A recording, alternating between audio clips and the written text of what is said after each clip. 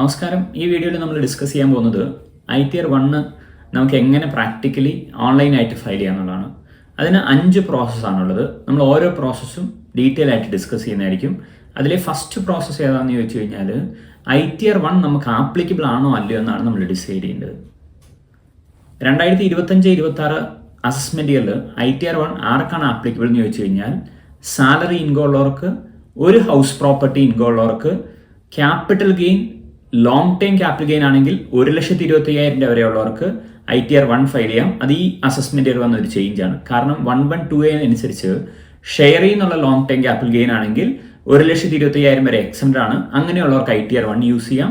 പിന്നെ income from other സോഴ്സിൽ normal ആയിട്ടുള്ള ബാങ്ക് ഇൻട്രസ്റ്റ്, ഡിവിഡൻഡ് ഒക്കെ ഉണ്ടെങ്കിൽ അങ്ങനെയുള്ളവർക്ക് ITR 1 യൂസ് ചെയ്യാം. സെക്കൻഡ് സ്റ്റെപ്പ്, നമ്മുടെ ഇൻകം അത് ഏതൊക്കെയാണെന്ന് നമ്മൾ അറിഞ്ഞിരിക്കണം. അതിന് ഏറ്റവും നല്ല സോഴ്സ് നമ്മളൊരു സാലറിഡ് എംപ്ലോയി ആണെങ്കിൽ TDS കട്ട് ചെയ്യുന്നുണ്ടെങ്കിൽ നമ്മുടെ എംപ്ലോയർ നമുക്ക് ഫോം 16 എന്ന് പറയുന്ന ഒരു ഡോക്യുമെന്റ് തരും. ആ ഫോം 16 എന്ന് പറയുന്ന ഡോക്യുമെന്റ് നോക്കി കഴിഞ്ഞാൽ നമ്മുടെ സാലറി, അതിൻ്റെ അകത്തെ ഡീറ്റെയിൽ, ഡിഡക്ഷൻസ് എല്ലാം അവൈലബിൾ ആണ്. ഇതാണ് ഒരു ഫോം 16ന്റെ സാമ്പിൾ എന്ന് പറയുന്നത്. ഇയാൾക്ക് 14,40,000 രൂപ സാലറി ഉണ്ട് ഫോർ എക്സാമ്പിൾ. നമ്മൾ ന്യൂ സ്കീമാണ് ഡിസ്കസ് ചെയ്യുന്നത്. അപ്പോൾ ആകെ കിട്ടുന്ന ഒരു ഡിഡക്ഷൻ എന്ന് പറയുന്നത് 75,000 രൂപ സാലറി ഹെഡിൽ സ്റ്റാൻഡേർഡ് ഡിഡക്ഷൻ എലിജിബിൾ ആണ്. പിന്നെ സെക്കൻഡ് ഡോക്യുമെന്റ് എന്ന് പറഞ്ഞു കഴിഞ്ഞാൽ ഇൻകം ടാക്സിന്റെ പോർട്ടലിൽ നിന്ന് AAS പോർട്ടലിലേക്ക് ഡയറക്റ്റ് ചെയ്ത് കഴിയുമ്പം നമുക്ക് AAS അല്ലെങ്കിൽ TAS എന്ന് പറയുന്ന ഒരു സമ്മറി കിട്ടും. അത് നോക്കിക്കഴിഞ്ഞാൽ നമുക്ക് നമ്മുടെ ബാക്കിയുള്ള ഇൻകത്തിനെ കുറിച്ചുള്ള ഒരു ഐഡിയ കിട്ടും. ഇപ്പം ഈ ഒരു എക്സാമ്പിൾ ആണ്. സാലറി ഇൻകം 14,40,000 ഉണ്ട്, സേവിങ്സ് ബാങ്ക് ഇൻട്രസ്റ്റ് ഉണ്ട്, ഇൻട്രസ്റ്റ് ഫ്രം അതേഴ്സ് ബാങ്കിൽ നിന്നല്ലാതെ ഒരു ഇൻട്രസ്റ്റ് ഉണ്ട്, പർച്ചേസ് ഓഫ് സെക്യൂരിറ്റീസ് ഉണ്ട്. ഷെയർ പർച്ചേസ് ചെയ്യുന്നവർക്ക് കുഴപ്പമില്ല, ഷെയർ വിറ്റെങ്കിൽ മാത്രമേ നമുക്ക് ക്യാപിറ്റൽ ഗെയിൻ വരത്തുള്ളൂ. അപ്പം നമ്മുടെ ഇൻകം ആയിട്ട് ബന്ധപ്പെട്ട എല്ലാ ഡാറ്റയും നമ്മൾ കളക്ട് ചെയ്തു. ഇനി നമ്മൾ മൂന്നാമത്തെ പ്രോസസ്സാണ് ഇൻകം ടാക്സിന്റെ പോർട്ടലിൽ ലോഗിൻ ചെയ്തിട്ട് ഓൺലൈനായിട്ട് ITR എന്ത് ചെയ്യണം, ഫയൽ ചെയ്യണം. തേർഡ് സ്റ്റെപ്പ്, നമ്മൾ IT റിട്ടേൺ പ്രിപ്പയർ ചെയ്യുക എന്നുള്ളതാണ്. അതിന് ഈ ഫയൽ എടുക്കുക, income tax return, file income tax return എന്ന് പറഞ്ഞൊരു ഓപ്ഷൻ സെലക്ട് ചെയ്യുക. അതിനുശേഷം കറണ്ട് അസസ്മെന്റ് ഇയർ സെലക്ട് ചെയ്യുക, ഓൺലൈൻ എന്ന് പറഞ്ഞൊരു ഓപ്ഷൻ സെലക്ട് ചെയ്യുക, ദെൻ കണ്ടിന്യൂ ചെയ്യുക. നമ്മൾ ഓൾറെഡി കുറേയേറെ ഡാറ്റ ഫില്ലപ്പ് ചെയ്തിട്ടുണ്ടെങ്കിൽ ഇവിടെ ഡ്രാഫ്റ്റ് കിടക്കുന്നതാണ്. അത് ക്ലിക്ക് ചെയ്തിട്ട് കണ്ടിന്യൂ ചെയ്യാം. ബാക്കിയുള്ള ഡാറ്റാസ് കൊടുത്താൽ മതി. അതല്ല നമ്മൾ ആദ്യമായിട്ടാണ് ചെയ്യുന്നതെങ്കിൽ സ്റ്റാർട്ട് ന്യൂ ഫയലിംഗ് കൊടുക്കുക. അപ്പോൾ എക്സിസ്റ്റിംഗ് ഡ്രാഫ്റ്റ് എന്തെങ്കിലും ഉണ്ടെങ്കിൽ അത് ഡിലീറ്റ് ആയി പോകുന്നുള്ള ഒരു കാര്യം ഓർത്തിരിക്കുക.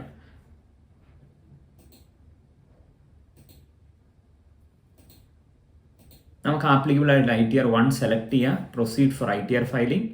അപ്പം ഈ ITR 1-ൻ്റെയൊക്കെയുള്ള കുറേയേറെ ഡീറ്റെയിൽസ് ഇതിൻ്റെ അകത്ത് ഓട്ടോ പോപ്പുലേറ്റ് ആയിട്ട് വരുന്ന നമുക്ക് കാണാൻ പറ്റും. അത് ആക്ച്വൽ ആണെങ്കിൽ അത് ആ സെറ്റീസ് നമുക്ക് അക്സെപ്റ്റ് ചെയ്യാം. അതല്ല എങ്കിൽ നമുക്ക് എഡിറ്റ് ചെയ്തിട്ട് എന്താണോ ആക്ച്വൽ അത് കാണിക്കാം.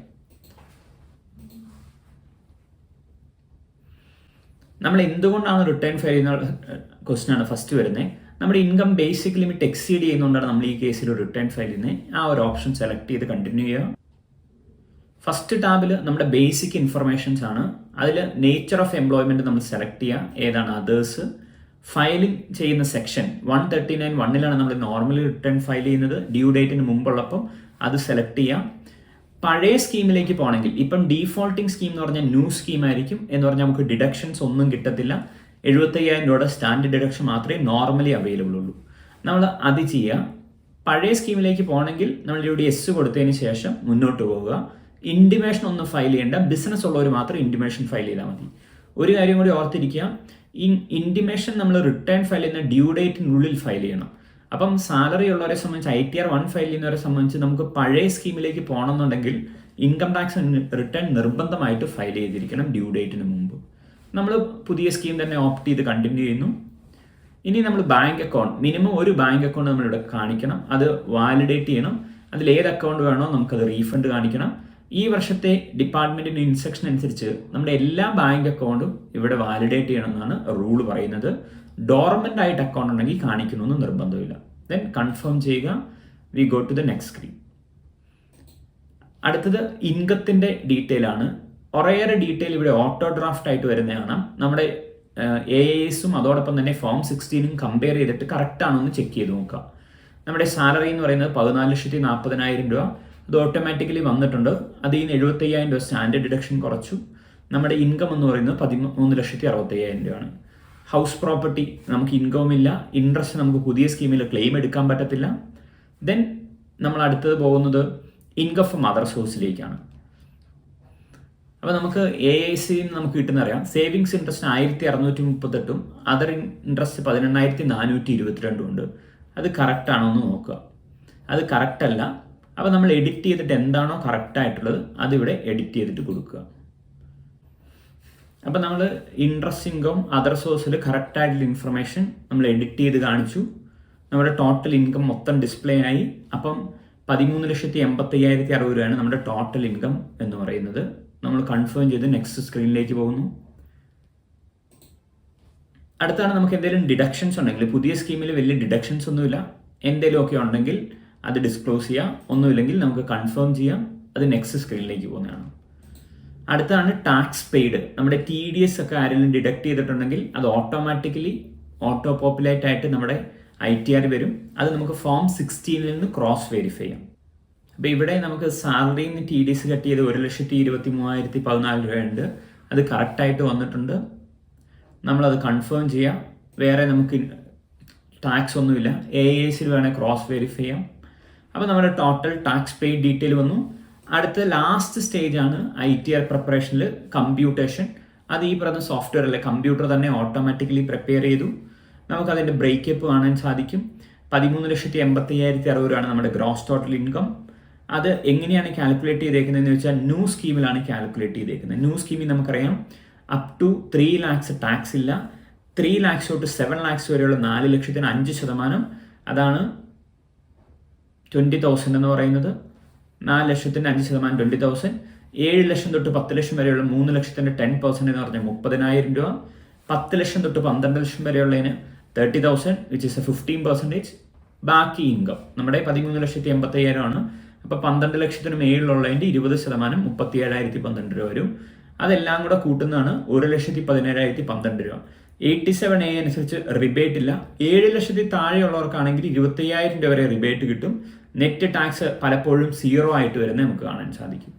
ഇതിൻ്റെ കൂടെ 4% ഹെൽത്ത് ആൻഡ് എഡ്യൂക്കേഷൻ സെസ്സും കൂടി ആഡ് ചെയ്യുമ്പോൾ നമ്മുടെ ടോട്ടൽ ടാക്സ് ലൈബിലിറ്റി എന്ന് പറയുന്നത് 1,21,692 രൂപ ഈ കേസിൽ വരും. അപ്പോൾ അത് കൺഫേം ചെയ്യാം. അപ്പം നമുക്കിവിടെ കാണാൻ സാധിക്കുന്നത് നമുക്കൊരു 2,500 രൂപ റീഫണ്ട് വരുന്ന കാണാം. മേ ബി നമ്മുടെ ടാക്സ് പിടിച്ചത് കുറച്ച് കൂടുതലായതുകൊണ്ടായിരിക്കും. ആ പൈസ നമ്മൾ ഏത് അക്കൗണ്ടിലാണോ പ്രീ വാലിഡേറ്റ് ചെയ്തേക്കുന്നത് ആ അക്കൗണ്ടിലേക്ക് റീഫണ്ട് കിട്ടും. ഇറ്റ്സ് വെരി സിമ്പിൾ പ്രോസസ്സാണ്. ഇനി അടുത്ത സ്റ്റേജ് പ്രൊസീഡ് ടു വെരിഫിക്കേഷൻ. നമ്മൾ IT റിട്ടേൺ ഫയൽ ചെയ്യുന്നു. അന്നേരം നമ്മുടെ ആധാർ ലിങ്ക് ചെയ്തേക്കുന്ന മൊബൈലിലേക്ക് ഒരു OTP വരും. ആ OTP വെച്ചിട്ട് ITR നമ്മൾ സബ്മിറ്റ് ചെയ്യാം. അപ്പം ITR വെരിഫൈഡ് എന്ന് പറഞ്ഞു വരും. അത് കഴിഞ്ഞാൽ നമ്മുടെ പ്രോസസ്സ് കഴിഞ്ഞില്ല. ഇത് നമ്മൾ സ്വന്തമായിട്ട് നമ്മൾ തന്നെ റിട്ടേൺ ഫയൽ ചെയ്താണ്. ഇനി അടുത്ത സ്റ്റേജ് എന്നാന്ന് ചോദിച്ചു കഴിഞ്ഞാൽ ഡിപ്പാർട്ട്മെൻറ്റ് അവരുടെ കയ്യിലിരിക്കുന്ന ഡാറ്റ വെച്ചിട്ട് നമ്മൾ കൊടുത്ത ഡാറ്റയും കൂടെ കമ്പയർ ചെയ്തതിന് ശേഷം ഈ റിട്ടേൺ പ്രോസസ്സ് ചെയ്യും. അപ്പോൾ ഇത് പ്രോസസ്സ് ചെയ്യാൻ നേരത്ത് എന്തെങ്കിലുമൊക്കെ വ്യത്യാസങ്ങൾ എററുകളൊക്കെ ഉണ്ടെങ്കിൽ ഡിപ്പാർട്ട്മെൻറ്റ് നമ്മളെ ഇൻറ്റിമേറ്റ് ചെയ്യും, ഡിഫക്റ്റീവ് നോട്ടീസ് ആക്കും. അതായത് നിങ്ങൾ ഫയൽ ചെയ്തേക്കുന്ന റിട്ടേൺ നിങ്ങളുടെ ഡാറ്റയും മിസ്മാച്ച് ഉണ്ടെന്നൊക്കെ പറഞ്ഞായിരിക്കും. ഇപ്പോൾ എക്സാമ്പിൾ പറയാൻ നമ്മൾ ഇൻട്രസ്റ്റ് ഇൻകം പ്രോപ്പറായിട്ട് കാണിച്ചില്ല, അല്ലെങ്കിൽ ക്യാപിറ്റൽ ഗെയിൻ ഉള്ളത് നമ്മൾ ഡിസ്ക്ലോസ് ചെയ്തില്ലെങ്കിലൊക്കെ ഡിഫക്റ്റീവ് നോട്ടീസ് വരും. പല ആൾക്കാരും ഇത് മറന്നു പോകുന്ന ഒരു കാര്യമാണ്. നമ്മൾ ഫയൽ ചെയ്തില്ലെന്ന് ഓർത്തിരിക്കും, എസ്പെഷ്യലി നിങ്ങൾ സ്വന്തമായിട്ടൊക്കെ ചെയ്യുമ്പം. പക്ഷേ ഈ ഒരു പോയിന്റ് നിങ്ങൾ കറക്റ്റായിട്ട് ഓർത്തിരിക്കുക. കുറച്ച് കഴിയുമ്പം നിങ്ങളുടെ റിട്ടേൺസ് പ്രോസസ് ആയോ എന്ന് ചെക്ക് ചെയ്ത് നോക്കുക. അതായത് നമ്മൾ ഫയൽ ചെയ്ത റിട്ടേണിൻ്റെ സ്റ്റാറ്റസ് എടുത്തിട്ട് അത് അറിയാൻ പറ്റും. പ്രോസസ്ഡ് വിത്ത് നോ ഡിമാൻഡ് എന്ന് പറഞ്ഞാൽ മാത്രമേ നമ്മുടെ ആക്ഷൻസ് കംപ്ലീറ്റ് ആവുള്ളൂ.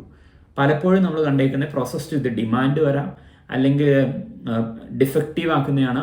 ഒരു റിട്ടേൺ ഡിഫക്റ്റീവ് ആയി കഴിഞ്ഞാൽ അത് nothing but you are note file the return എന്നാവും. പിന്നെ അത് ഫയൽ ചെയ്യണമെങ്കിൽ നിങ്ങൾ ചിലപ്പോൾ ഫൈൻ അടയ്ക്കണം, ലേറ്റ് ഫീസ് വരും, അങ്ങനെ കോൺസിക്വൻസ് ഒരുപാട് വരും. അപ്പം പ്ലീസ് റിമെമ്പർ ദിസ്. എന്ത് ചെയ്യണം? IT ഫയൽ ചെയ്താൽ മാത്രം പോരാ, അതിനുശേഷം IT റിട്ടേൺ പ്രോപ്പറായിട്ട് പ്രോസസ്സ് ചെയ്തിട്ടുണ്ടോ എന്നും കൂടി എൻഷുർ ചെയ്യാം. അപ്പോൾ ഇതാണ് ഏറ്റവും സിമ്പിളായിട്ട് നമുക്ക് ന്യൂ സ്കീമിൽ ITR ചെയ്യാൻ പറ്റുന്ന ഒരു സെഷൻ എന്ന് പറയുന്നത്. IT റിട്ടേൺ ഫയലിംഗ് പ്രാക്ടിക്കലി എങ്ങനെ ചെയ്യുന്ന ഒരു വെബിനാർ നമ്മൾ കണ്ടക്ട് ചെയ്തിട്ടുണ്ട്. അതിൻ്റെ ഡീറ്റെയിൽ ഡിസ്ക്രിപ്ഷനിൽ കൊടുത്തിട്ടുണ്ട്. So if you want you can join. Thank you for listening.